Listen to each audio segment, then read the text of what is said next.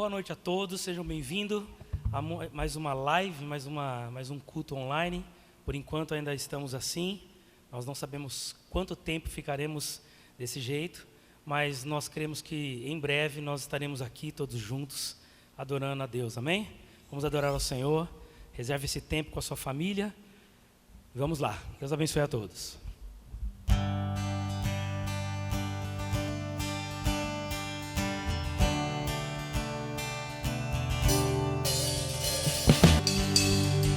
Queremos ser simples como Tu és, Jesus. Nos ensina, Deus, a andar pelos Teus caminhos, Deus. Nos ensina, Pai, a andar pelas Tuas pisaduras, porque é por ela que nós fomos sarados, Pai. Nos ensina a ser simples como Tu és, Deus. A olhar como Tu olha, a amar como Tu amas.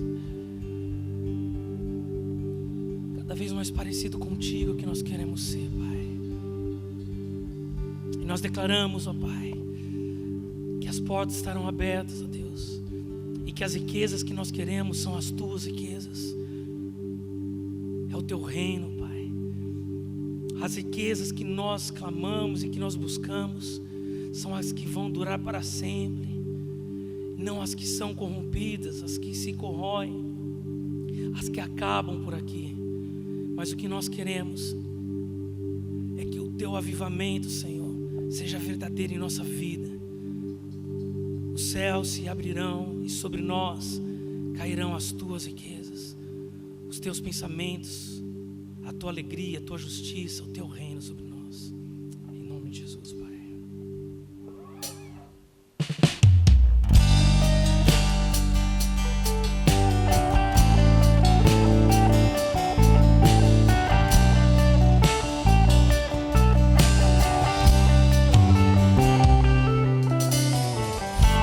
Sobre nossas vidas, portas abertas. Após dia, a vitória é certa em Deus. E pelo Seu imensurável favor,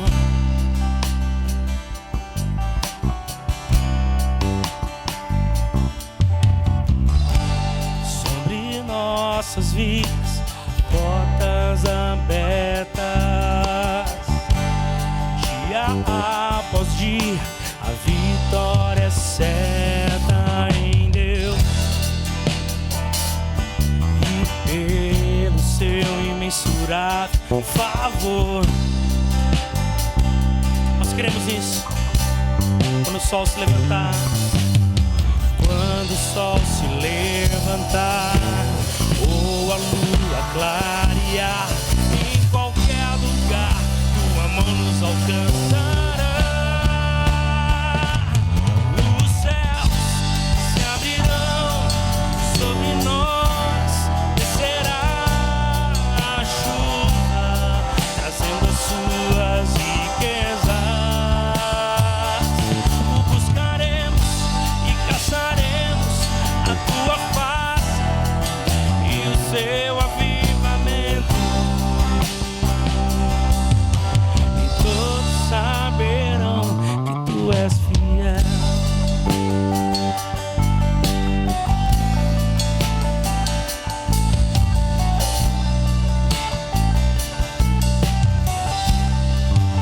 Sobre nossas vidas, sobre nossas vidas,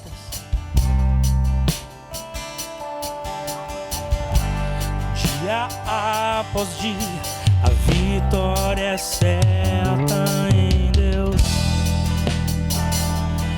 E pelo Teu imensurável favor, quando o sol se levantar, declaramos juntos. Quando o sol se levantar, ou a lua clarear, em qualquer lugar Tua mão nos alcançará.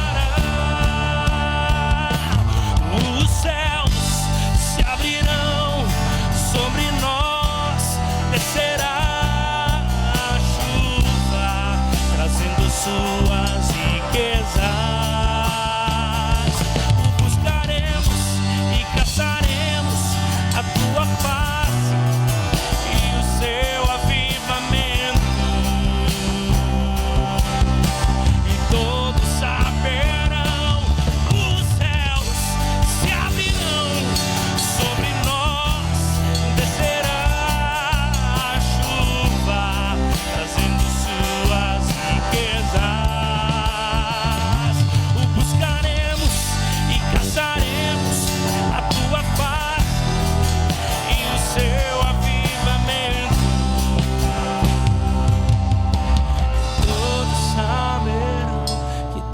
és fiel.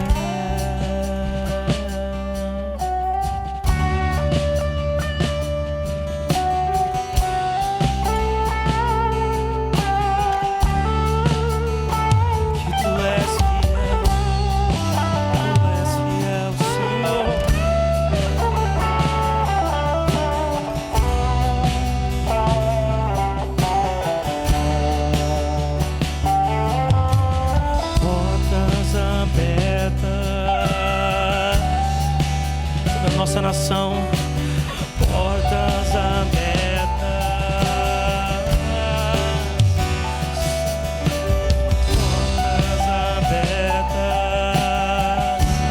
sobre cada casa, portas abertas. Vem com tua paz, Senhor, vem com teu refrigério, com teu cuidado e o teu amor.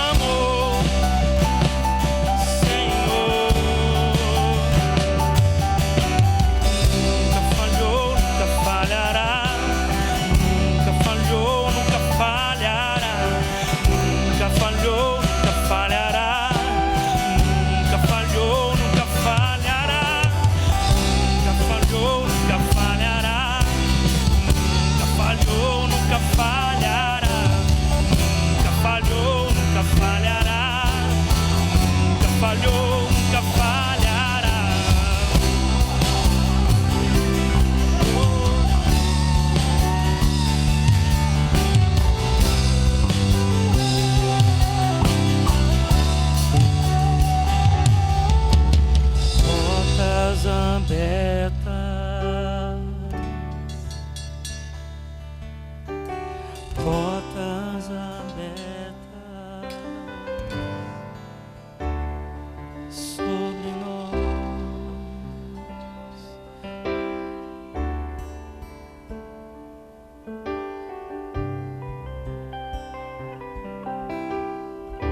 Exaltamos o teu nome, Senhor. Nós declaramos que somente tu estás acima de tudo e de todos. O teu nome está acima de tudo, Pai. Nós adoramos, nós amamos te adorar. Seja exaltado, Deus. Seja exaltado, Pai.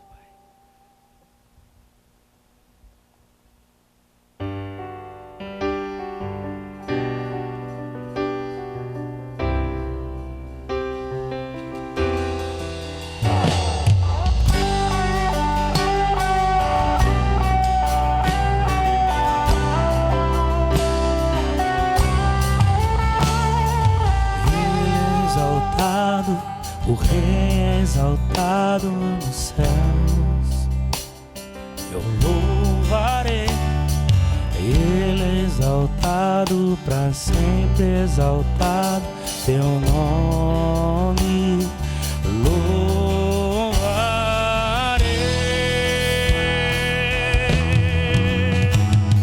Ele é o Senhor, sua verdade vai ser.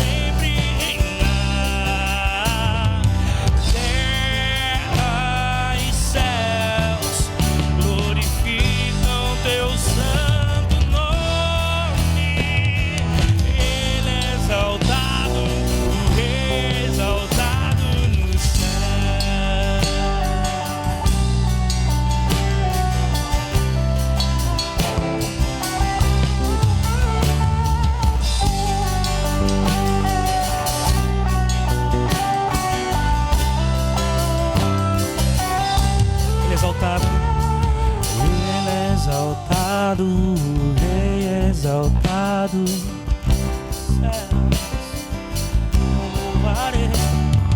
Ele é exaltado, para sempre exaltado teu nome, louvarei.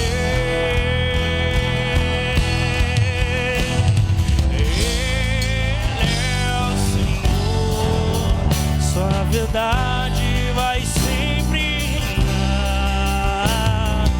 Terra e céus glorificam teu santo nome. Ele é exaltado, o Rei exaltado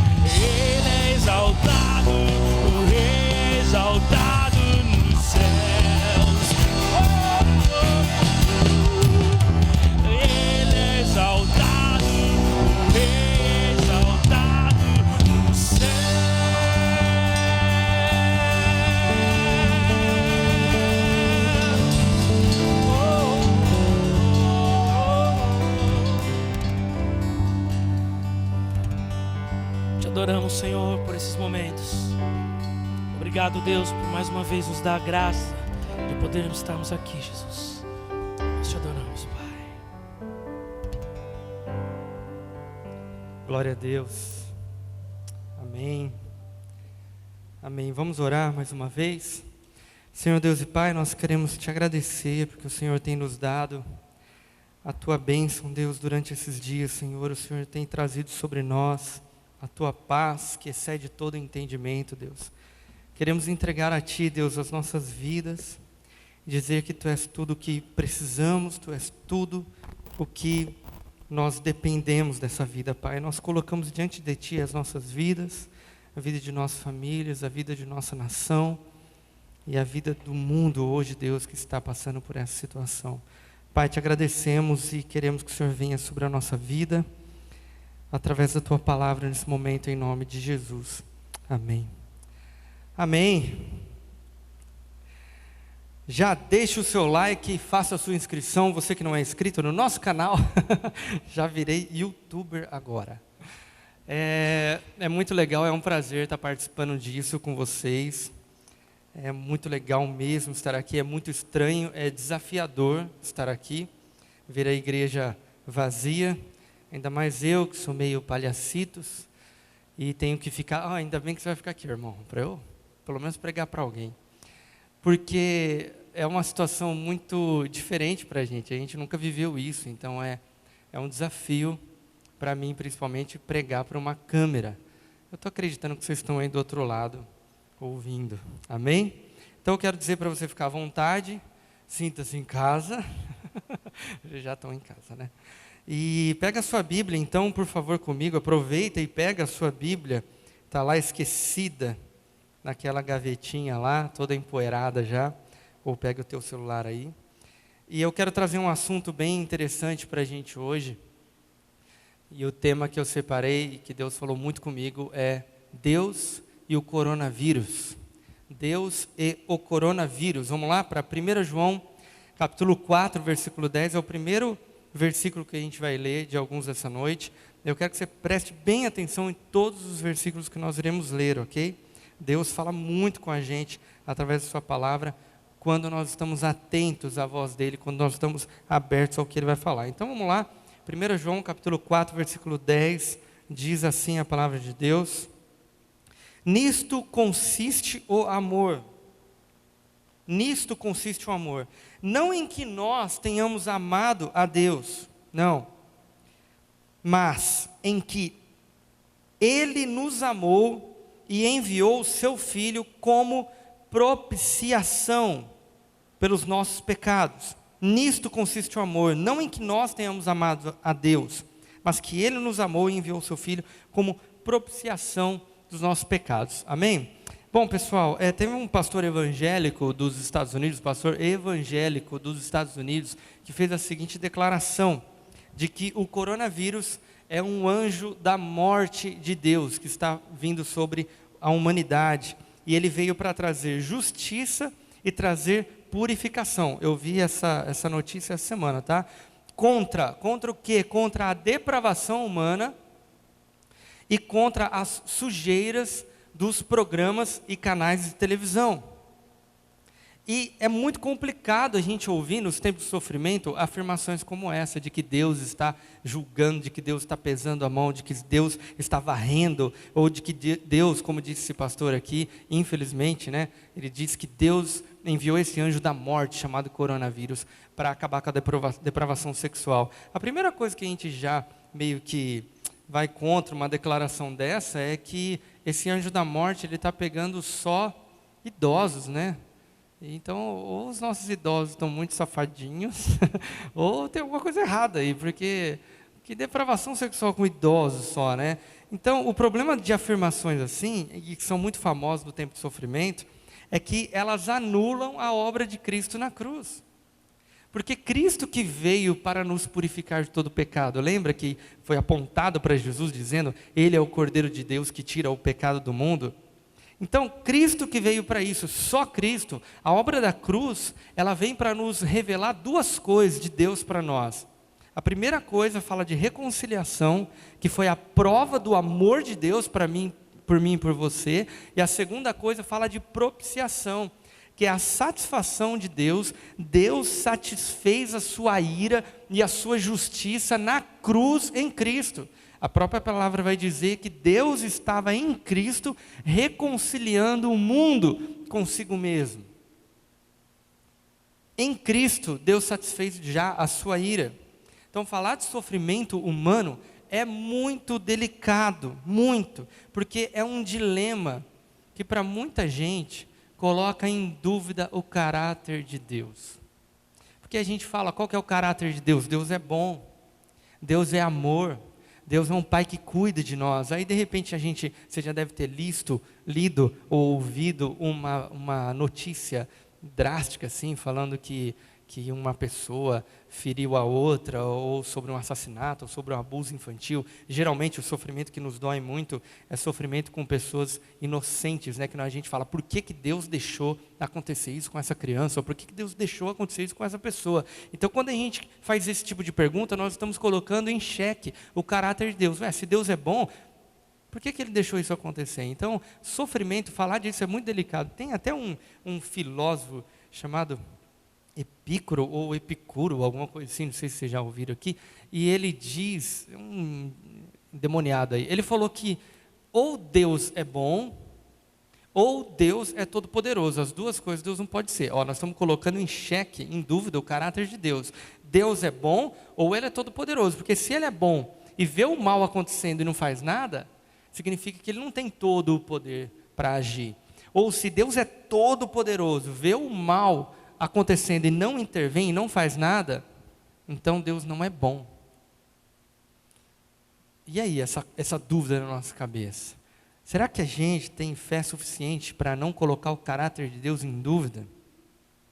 Porque é uma imbecilidade sem tamanho dizer isso. A grande verdade é que, em relação a pecado, em relação à maldade do ser humano, a ira de Deus é muito maior do que a gente imagina. Deus está irado com o mundo. Deus está irado. Deus se ira quando nós pecamos. Deus está irado. A ira de Deus existe. E há uma razão para Deus não derramar sua ira e julgar a gente hoje. Uma das razões, a Bíblia fala um monte de vezes, mas uma delas está em 2 Pedro, capítulo 3, versículo 9. Pouquinho para trás aí de 1 João, tá? 2 Pedro 3, 9, versículo 9, versículo 10. Diz assim, o Senhor não demora em cumprir a sua promessa, como alguns estão julgando. Pelo contrário, Ele é paciente com vocês. Por quê, gente? Porque Ele não quer que ninguém morra, mas que todos se arrependam. E o dia do Senhor virá como ladrão, versículo 10. Os céus desaparecerão com um grande estrondo, tudo será desfeito pelo fogo, e a terra, e tudo que existe na terra, vão desaparecer. Olha como isso é sério. Eu não sei se você já teve a oportunidade, se não teve ainda, por favor leia, em Romanos 1, você quer entender sobre a ira de Deus? Romanos 1, ela fala sobre, o tema é esse que está aqui na palavra, a ira de Deus contra a humanidade. Então o que Deus faz com a ira dele com a humanidade? É o que Ele fez banindo a gente do Éden. Você vai parar para pensar, você tem que voltar lá atrás. O caos começou quando a gente foi banido do jardim do Éden. A gente foi entregue aos nossos pecados, às nossas paixões. É meio que Deus falando assim, você quer viver como bicho? Então viva como bicho, e você vai provar do veneno do pecado. Você vai provar. Então nós estamos meio que soltos nisso. Aí no capítulo 2 que eu quero ressaltar para vocês, Romanos capítulo 2, versículo 4, versículo 5. Olha que sério isso, aí já é sobre o justo juízo de Deus. Versículo 4 diz assim, ou será que você despreza as riquezas da sua bondade, da bondade de Deus, tolerância e paciência, não reconhecendo que a bondade de Deus é o que te leva ao arrependimento? Contudo, verso 5, por causa da sua teimosia e do seu coração obstinado, olha isso, você está acumulando ira contra si mesmo, para o dia da ira de Deus, quando se revelará o seu justo julgamento. Tem até um nome, né, para esse dia. O nome chama o dia da ira de Deus. Por mais que Deus esteja irado com o pecado e com o mundo, Ele é paciente, pelo que a gente leu em Pedro, e Ele não quer que ninguém pereça. Ainda que o seu julgamento deste mundo não seja agora imediato, ele é inevitável e ele é terrível. Será terrível. Imagina comigo como será o dia da ira de Deus. Será terrível. Não vai ser nem comparado a um vírusinho que veio da China. É muito pior do que isso. Pelo que a gente leu em 2 Pedro, fogo. Então a primeira coisa que a gente tem que entender, que eu quero pelo menos deixar claro na sua mente, é que você tem que separar Deus do sofrimento humano. Não pode haver ligação entre Deus e os problemas da sua vida e as dificuldades que você passa. Deus não é causador de sofrimento. Deus não é origem da sua dor. Deus não é origem da tribulação que você passa na vida. Preste bem atenção nisso. Deus não é o responsável pelo que você está sofrendo. Isso tem que ficar muito claro para a gente, porque Ele já satisfez a ira dEle na cruz de Cristo, e Ele vai satisfazer de novo a ira dEle no dia do juízo final.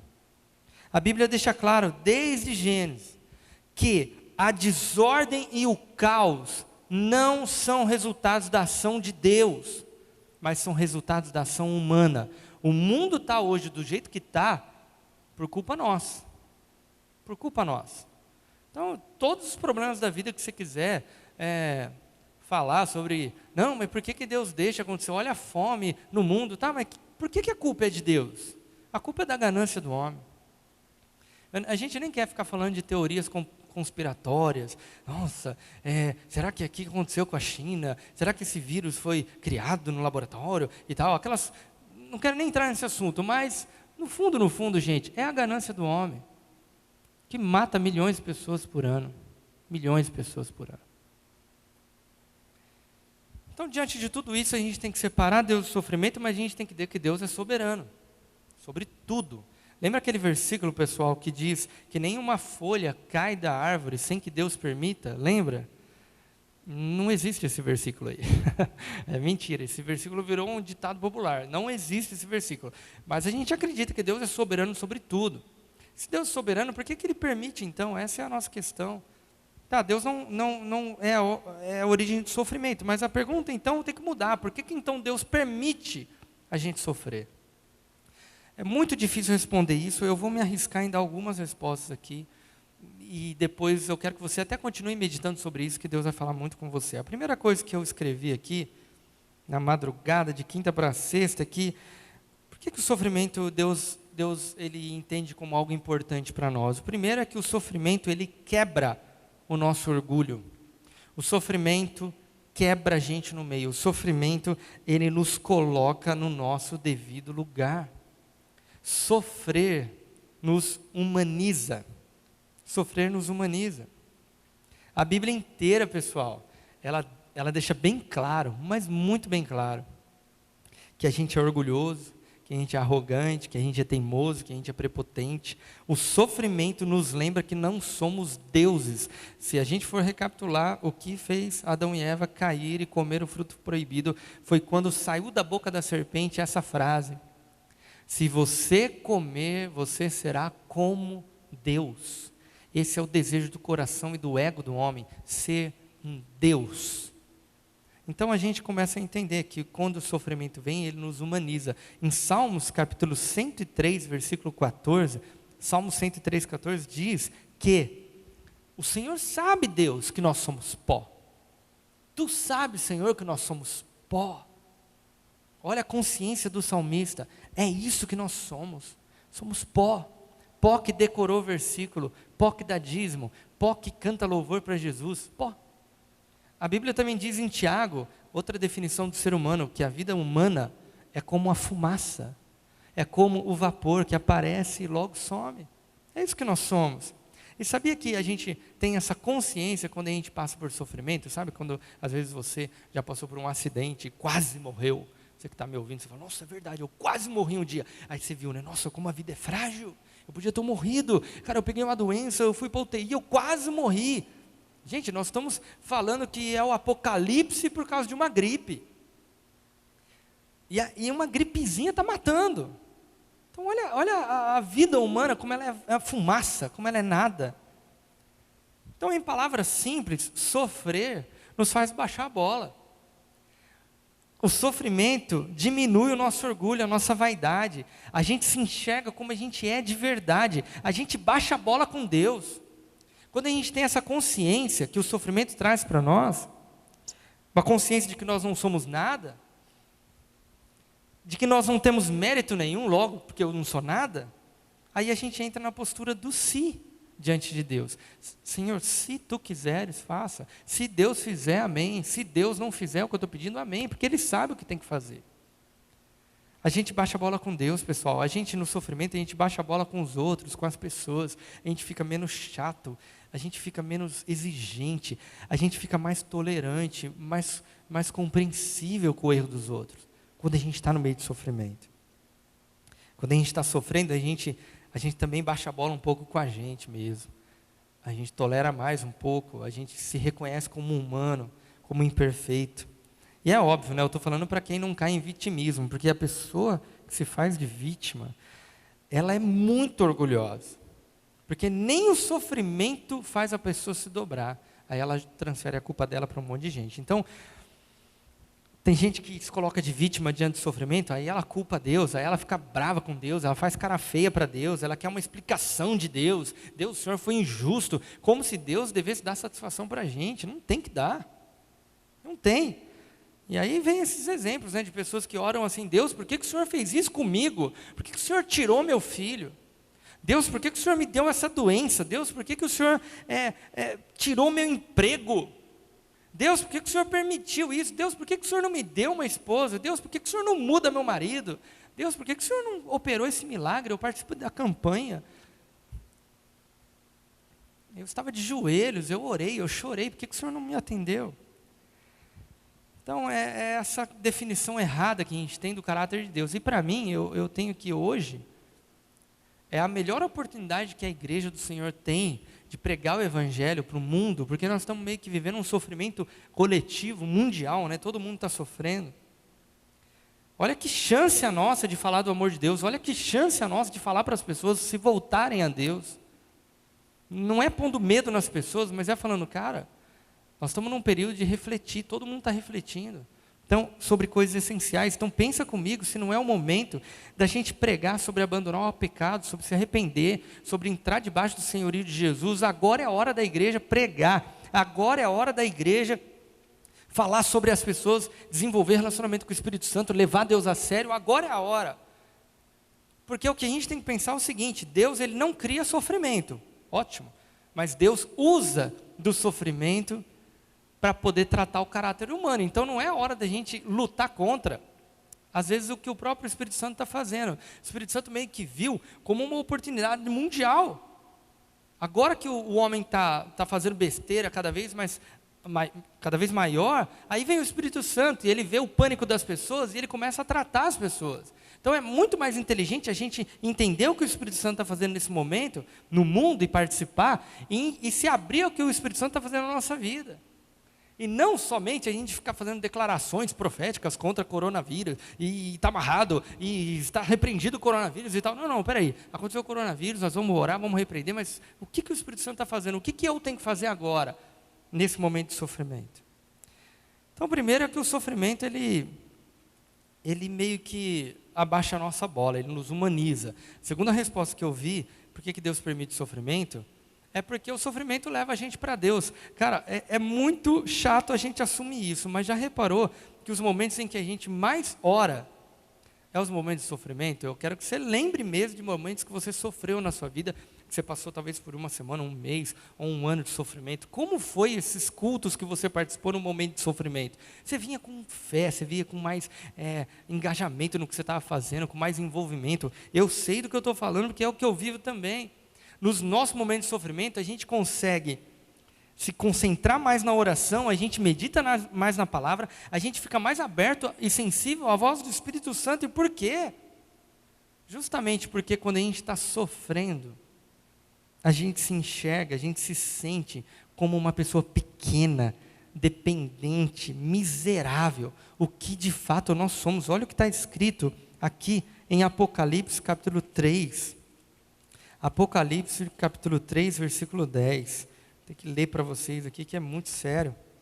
Perdão, Apocalipse 3, 17, ok? Apocalipse capítulo 3, 17. Diz assim, ó, você diz, eu estou rico, eu adquiri riqueza, eu não preciso de nada. Quando o ser humano chega nessa frase, eu não preciso de nada, ela chegou no ápice da vaidade, no ápice do orgulho e da ilusão. Então ele diz, eu não preciso de nada. E o outro extremo, é que a humildade é você dizer, eu não sou nada. Eu não sou nada. Enquanto que o orgulhoso diz, eu não preciso de nada. Continuando o versículo diz, você não reconhece, de verdade, você não reconhece que você é um miserável? É sério que você não está vendo que você é digno de compaixão, pobre, cego, que você está nu? Você não consegue ver isso?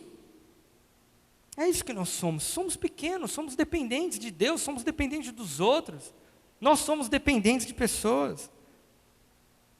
Infelizmente, né, quando o sofrimento passa da nossa vida, aí a gente volta a ter uma vida morna, a gente volta a orar de uma maneira negligente, a prepotência volta de novo a nós, e a vida espiritual ela volta do jeito que era antes. Então, o sofrimento ele meio que nos lembra que nós precisamos levar as coisas de Deus mais a sério. E, por último, o sofrimento também, eu acredito que ele nos leva ao próximo. O sofrimento faz a gente enxergar o próximo. Palavras como solidariedade, compaixão, elas nascem no meio de crise, no meio de dor.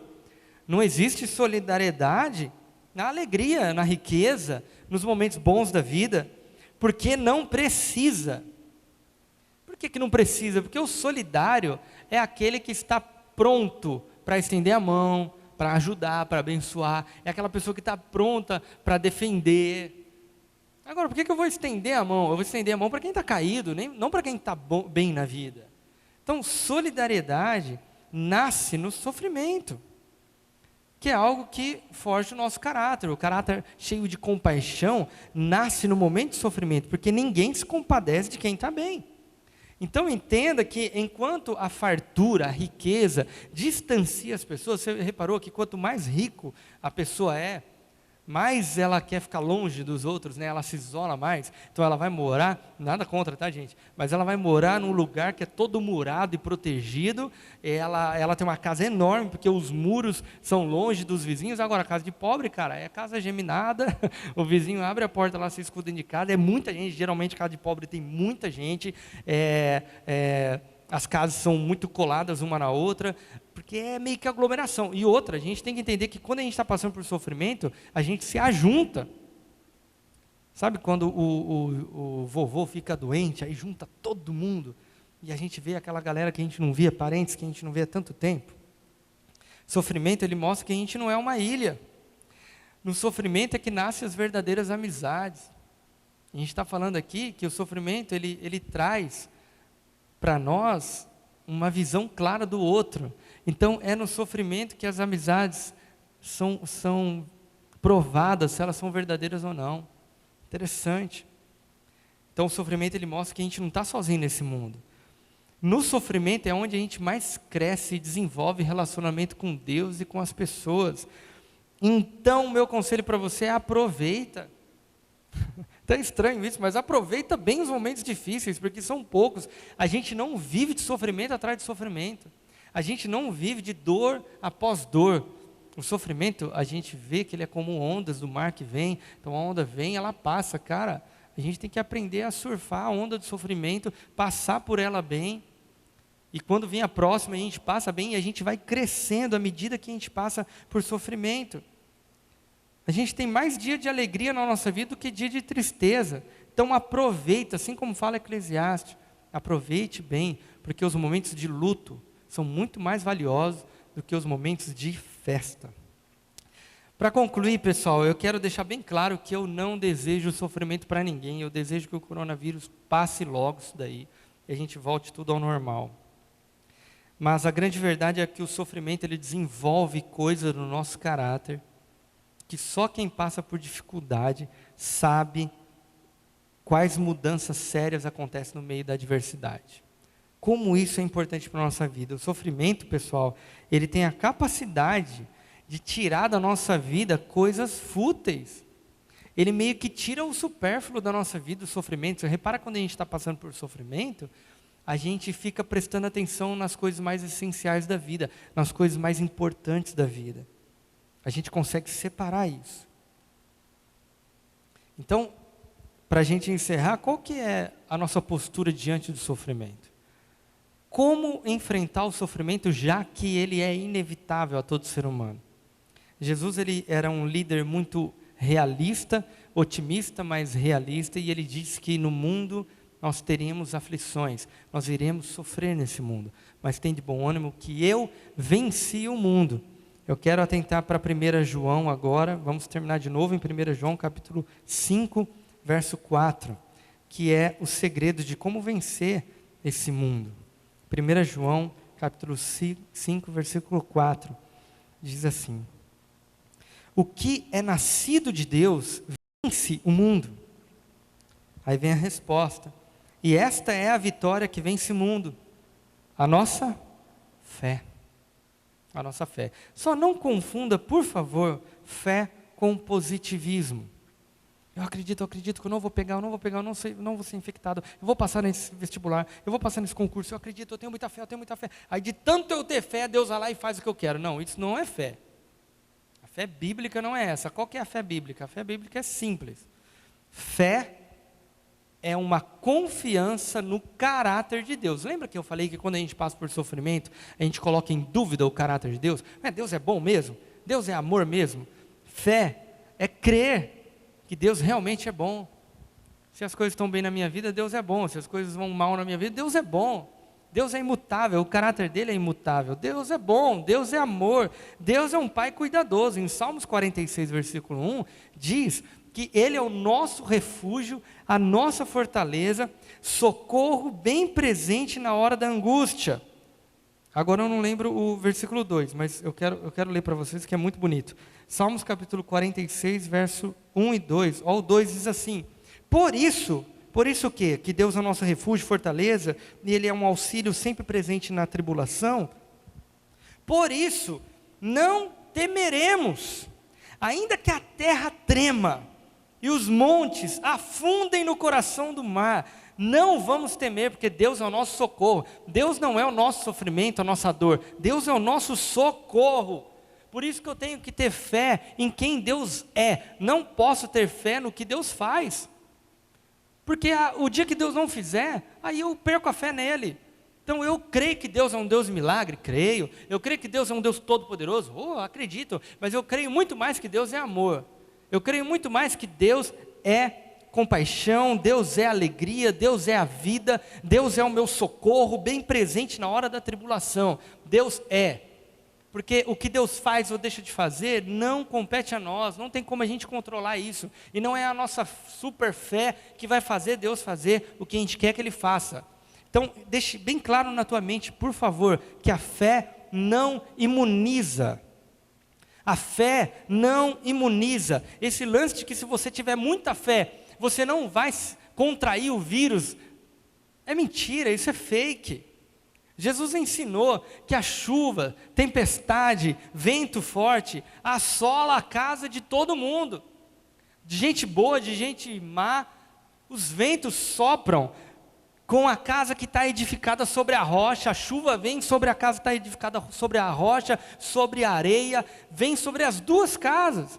Isso está em Mateus 7, 24 a 27. Então a gente tem que entender, para deixar claro na nossa mente, é que a fé é um recurso para enfrentar o sofrimento. Fé é um recurso para enfrentar o sofrimento. Fé não é um recurso para evitar sofrimento. A fé não evita sofrimento. Ela te faz enfrentar o sofrimento. É a diferença de uma pessoa cheia de fé e confiança no caráter de Deus, ela contrai um câncer, e uma pessoa que não crê em Deus contrai um câncer. Qual é a diferença? Eu achei que se uma pessoa fosse de igreja, crente, terno e gravata, dá dízimo, não falta no culto, escola bíblica, ele nunca vai contrair um câncer. E esse ímpio que não acredita em Deus, então ele que vai contrair. Não é assim. O vento, a tempestade bate sobre os dois. O câncer pode pegar com todo mundo, depende do que a gente come, depende de que igreja a gente frequenta. Aí de repente, pum, o câncer vem em quem está com fé no caráter de Deus. Sabe como ele responde? Ele enfrenta essa doença. Ele enfrenta essa doença com fé no caráter de Deus. É diferente. Fé no caráter. Não é uma fé que me livra do sofrimento, mas é uma fé que me faz crescer no meio do sofrimento. Quem não entende isso, piora depois do sofrimento. Piora o seu relacionamento com Deus, fica bravo com Deus, desvia dos caminhos do Senhor. Quem não acredita nisso e quem não tem fé no caráter de Deus, piora a sua vida profissional depois do sofrimento. Piora a sua vida no seu casamento, piora depois que enfrenta o sofrimento. Só que tem gente que passa pelo sofrimento com fé, confiando em Deus, e até depois eles dizem assim, cara, se eu não tivesse passado por isso, talvez eu não seria quem eu sou hoje, eu não estaria onde eu estou hoje, então foi necessário. Para pensar, gente, se a gente, hoje eu olho para trás e eu falo, cara, ainda bem que Deus não respondeu todas as minhas orações, todos os meus pedidos. Tinha oração, gente, que eu fazia quando eu era adolescente. Olha, eu até confessar para vocês que tinha uma oração que eu fazia, toda vez que eu gostava muito de uma menina, e eu falava, Deus me dá, eu preciso casar com ela, Deus, ela é a mulher da minha vida, Deus e tal. Cara do céu, ainda bem que Deus não ouviu a minha oração. Tem coisas que a gente orava no passado e a gente fala, nossa, e a gente querendo que Deus faça tudo conforme a gente quer. Não é dessa forma, graças a Ele não é dessa forma. Então, quem não entende com isso, ele piora.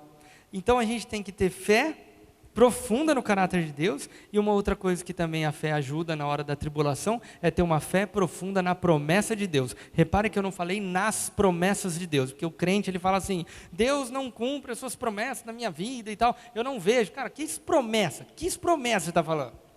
Só existiu praticamente duas promessas. A promessa é que de Jesus viria, Ele viria, habitaria entre nós, é o Deus Emanuel, Deus conosco, e Ele iria começar trazendo o reino de Deus para nós, e a promessa de que Ele voltaria. Então, fé na promessa de Deus. Abra comigo Romanos capítulo 8, versículo 18. Romanos capítulo 8, verso 18. É disso que eu estou falando que você precisa acreditar nesse tempo de sofrimento. Romanos 8, 18. Diz assim, ó. Eu considero que os nossos sofrimentos atuais não podem ser comparados com a glória que em nós será revelada. Não tem como comparar. Tem um outro texto, eu creio que é 2 Coríntios, conversando com meu pai, ele falou desses textos, agora eu esqueci. Vamos tentar achar aqui, eu tenho mais um tempinho ainda. 2 Coríntios 4,17, se eu não me engano. Isso, esse mesmo, abre aí para a gente, por favor. 2 Coríntios 4,17 também é maravilhoso. Paulo dizendo assim, ó, pois os nossos sofrimentos leves e momentâneos estão produzindo para nós uma glória eterna que pesa mais do que todos os nossos sofrimentos. Paulo está dizendo em várias formas, ele está falando, cara, não se compara os nossos sofrimentos com a glória que vai ser revelada. Então, o que nós temos que ter fé? Temos que ter fé em quem Deus é.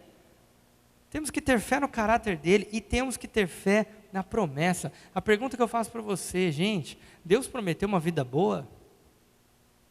Deus prometeu uma vida sem problema? Jesus prometeu vida sem tristeza, sem doença? Ele prometeu isso? Jesus prometeu uma vida livre do maligno e completa? Cheia de paz? Prometeu.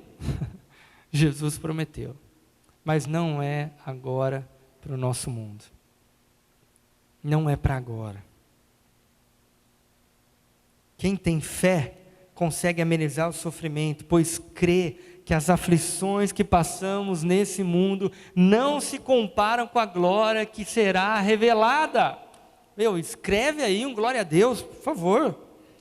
O Evangelho, ele não se destina a tornar a nossa vida confortável, mas o Evangelho aponta para a glória que há de vir, onde iremos viver eternamente com Cristo, em paz, no nosso novo lar. Gente, lá sim, não haverá dor, não haverá sofrimento, não haverá estupro, abuso infantil, não haverá doença, não haverá coronavírus, não haverá chinês. Não, chinês vai ter, você está brincando. Chinês, né? Senão, o que seria de nós sem o pastel de flango? Gente, vamos orar então, a gente vai encerrar. Eu queria que você orasse a Deus pedindo a Ele que nos dê fé nesse momento de sofrimento. Que a gente aprenda a confiar em Deus de verdade, aprenda a descansar na mão de Deus. Descansar no colo de Deus. Deus é um Pai que cuida de nós. Então, você deve estar passando com certeza por dificuldades, principalmente a nossa economia, dificuldades na nossa vida financeira, muitos perdendo emprego, muitos perdendo renda, mas confie em Deus. Deus não nos deixará desamparado, Deus não nos abandonará. Nós estamos passando por isso para aumentar para desenvolver o nosso caráter, para fazer a gente crescer um pouco, para fazer a gente confiar mais em Deus, para fazer a gente confiar de verdade na palavra, ler mais a palavra. Eu não sei você, mas o que a gente faz nessa quarentena? Nós já fizemos de tudo. A gente já zerou as séries que tem na Netflix, a gente vai para o YouTube, vai para o Instagram, e vai para isso aqui, e vai para a palavra também. Vai para a palavra. Se você não aproveitar esse momento agora e não tem nada para fazer, não criar um hábito de ler a Bíblia, de orar, de reunir a família e orar por eles e conversar com eles. De novo eu falo, não dependa somente do culto agora, aí, online, e não, domingo vai ter, não, foge disso. Domingo, nós estamos aqui só para lembrar você de que você precisa orar, você precisa buscar Deus. Bota o CD aí e começa a adorar a Deus na sua casa todo dia. Crie esse hábito agora. Sabia que eu estava vendo uma pesquisa que o brasileiro ele começou a se higienizar tanto que ele está criando o hábito de lavar as mãos. Porque o brasileiro é o povo que mais toma banho no mundo, de 2 a 3 banhos por dia. Só que ele não lava a mão. E agora a gente está meio que deixando um legado de álcool em gel em todo lugar que a gente for, independente de quando passar o coronavírus, porque é questão de hábito. Então, que tal a gente também criar um hábito de leitura da palavra, de meditação, de oração, de confiar em Deus, para quando passar o sofrimento a gente não voltar a ser como deuses que não precisam de nada. Amém? Vamos orar ao Senhor? Nosso Deus e Pai, te agradecemos, Senhor, te agradecemos muito, porque nós podemos descansar em quem Tu és, podemos descansar na Tua generosidade. A Tua palavra diz que as Tuas misericórdias não têm fim, elas se renovam a cada manhã. Grande é a Tua fidelidade, grande é a Tua fidelidade. Tua palavra também diz que se nós falharmos contra Ti, se nós formos infiéis, o Senhor permanece fiel, porque não pode negar a si mesmo, o seu caráter é imutável. Nós podemos descansar diante de um Deus que é todo amor, um Deus que é todo bondade, um Pai celestial que cuida de nós, de nossa casa. Nos ensine, Espírito Santo, nos ensine. Tire de nós todo orgulho, toda arrogância, toda teimosia. Trata o nosso caráter nesses momentos de pandemia. Trata-nos. Nos faça crescer, Deus, em nossas amizades, em nossa comunhão. Nos faça crescer em nossa intimidade com a Tua palavra, com o Teu Espírito Santo. Esse é o momento, Espírito Santo. Nós queremos nos abrir agora ao que o Senhor está fazendo no mundo, ao que o Senhor está fazendo em nossas vidas. Abrimos o nosso coração, deixamos os nossos ouvidos atentos à Tua voz. Fala conosco nesses momentos, ficando dentro de casa, alguns trabalhando. Fala conosco no trabalho, no caminho ao trabalho, no mercado. Fala conosco. Queremos estar conectados. Como a Tua palavra diz, orai sem cessar, orai sem cessar. Não que nós vamos ficar dentro do quarto 2, 4, 8 horas por dia, não é isso, mas nós queremos estar o dia inteiro conectado contigo, prontos a Te ouvir, prontos a Te obedecer. Trata a nossa vida agora, Espírito Santo. Nos ensine, Deus, a viver a Tua palavra dia após dia. É o que nós pedimos, Senhor. Em nome de Jesus oramos, Pai. Amém. E amém. Amém. Que Deus abençoe vocês. Eu queria, vai ser colocado no telão o banco e o número da conta da igreja para você que é contribuinte nessa instituição e sabe dos nossos compromissos financeiros que não param no meio de quarentena, infelizmente. Então, o que o Senhor tocar em teu coração e o que a sua generosidade te falar, você pode contribuir através de transferência, depósito, ok? Que o Senhor abençoe a sua generosidade e abençoe a tua vida, em nome de Jesus. Amém. Deus abençoe.